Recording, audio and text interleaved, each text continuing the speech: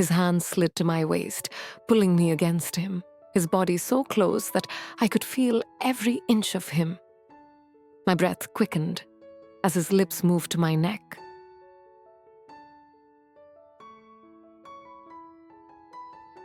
I never imagined my life would take a turn like this.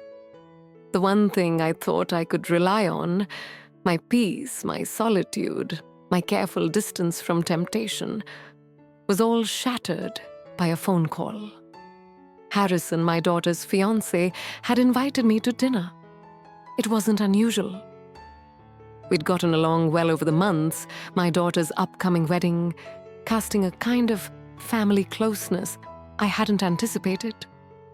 But I never expected that night, that dinner, would be the start of something that would unravel everything. I remember the soft hum of his voice on the phone.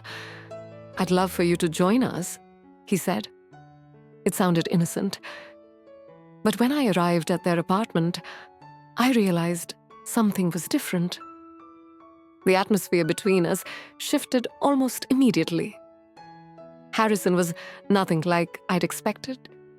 Sure, he was charming, intelligent, the perfect match for my daughter, but something else lurked beneath his polished exterior.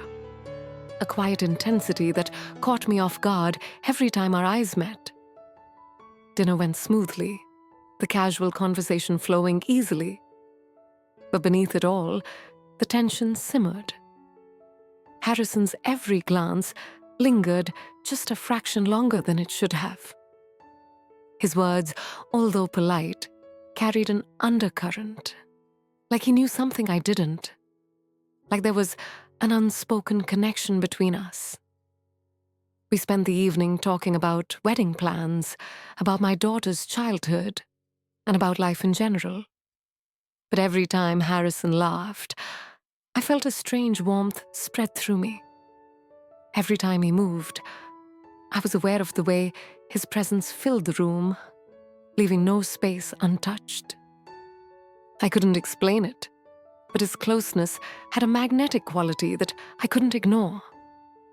And I found myself leaning into it without realizing. It wasn't just his looks, though he was undeniably handsome. It was something else. It was his confidence, the way he carried himself, the subtle way he would turn his body toward me when he spoke, the slight brush of his hand against mine when he passed the wine glass. It was all too much, too intimate. But I told myself it was nothing at all. But my body knew better.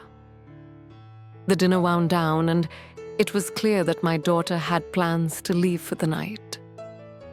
She was getting ready to meet some friends, and I had planned on heading home, but Harrison suggested I stay a bit longer, help him with the cleanup. His offer was casual, but there was a certain weight to it. I hesitated for just a second before agreeing. We were alone now. The air in the apartment felt thick.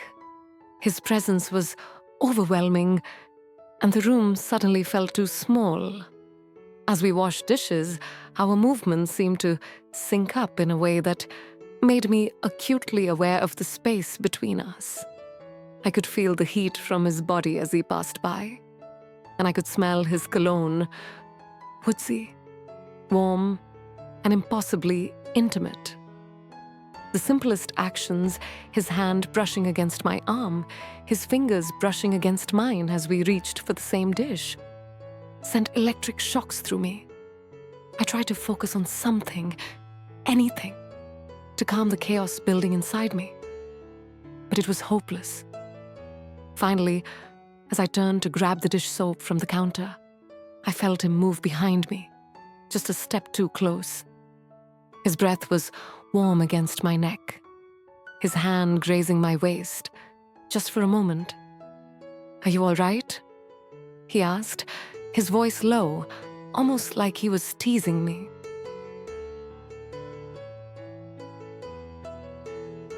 I froze.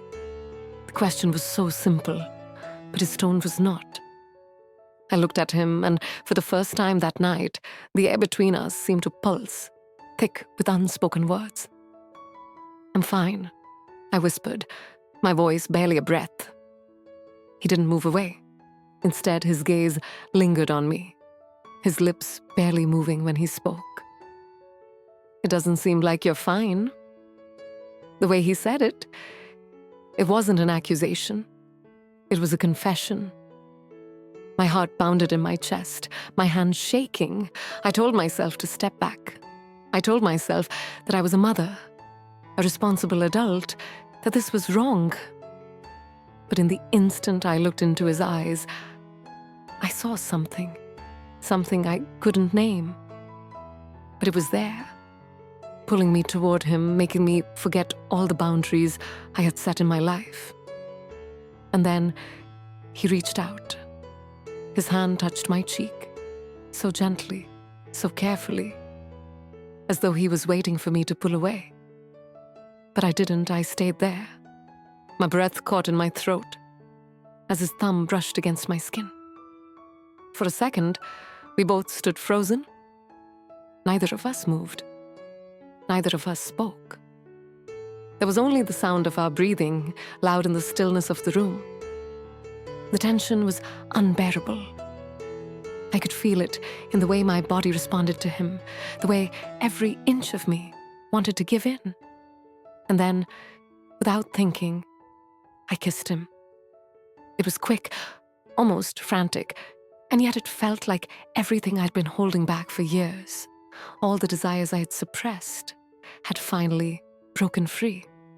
His lips were warm, firm against mine, and the moment we kissed, it was as if the world around us disappeared. His hand slid to my waist, pulling me against him, his body so close that I could feel every inch of him. My breath quickened as his lips moved to my neck, soft and insistent, sending waves of heat through me.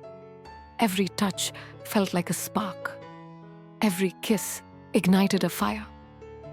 I could feel his hands move lower, slipping beneath my blouse, touching me in ways that had no business being shared between us. I tried to pull away, tried to stop, but it was too late.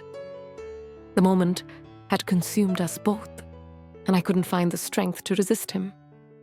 He kissed me harder, more desperately now, and I felt myself giving in, surrendering to the raw desire, the need, the temptation.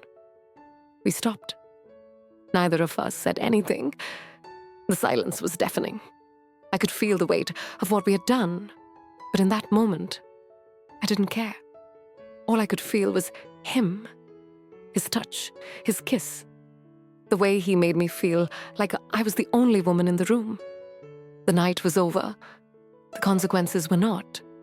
But I knew, somehow, that I had crossed a line I couldn't undo. Maybe I wasn't supposed to. Maybe that was the point. And as I left, my heart pounding in my chest, I didn't know if this was the beginning or the end, but one thing was clear. This moment would stay with me forever.